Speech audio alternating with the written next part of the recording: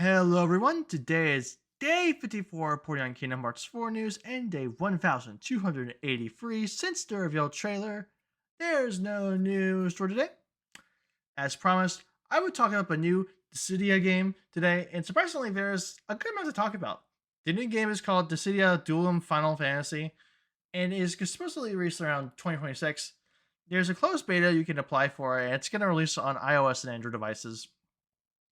The game is free. However, instead of fighting each other, you're actually fighting bosses with your team, and it's a race to see who can defeat it the fastest. It's also mostly going to be a gacha game, similar to games like Genshin Impact, where you can roll for characters. Not confirmed, but that's how I assume you're going to get some of these characters, since that's how it usually goes.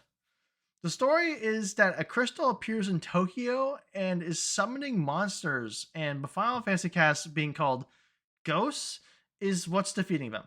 Yeah, not the most interesting plot so far, but that's what all we have. Also, no confirmation of an English voice acting, but Japanese voice acting will be full. So, anyways, here's a list of the 10 characters we got so far. But this isn't the coolest news about the game we got today. Here's a statement from Nomura. It's been a while, everyone. This is Nomura. With the announcement of a new Dissidia title, I'd like to take a look back on the history of the series.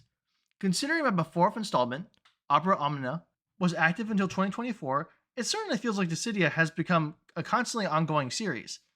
Dissidia, the first of many crossover titles in the Final Fantasy series, was born from the ambitious spirit of our young staff members who wanted to challenge themselves.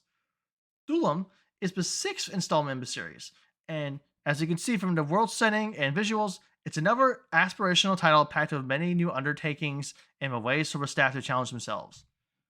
While our commitment to perfecting the new title will continue, we successfully reached a point where we feel players would enjoy it too. We hope you will give it a try during the closed beta test so we can gather your thoughts and feedback to help us launch the game in the best state possible. There are still more things about this entry that I'm eager to share, but I will save that for another time. We hope to see you all in Dissidia Duelim. Now, if you notice at the bottom of the statement, there are two names there. There's Nomura, who is monitoring the character designs for the cast, but there's also another name, Miki Yamashita. Miki Yamashita started her work as a character designer when working on Neo The World Ends With You. Here are the designs for the characters she did during that game. These designs are obviously really great, and who knows, maybe just maybe we might actually see some of these designs in Quadratum. Not confirmed yet, but considering the clothing worn by Sora in KH4 is very similar to the clothing worn by all of these characters, it could just be a case of two games having similar character design choices, but who knows?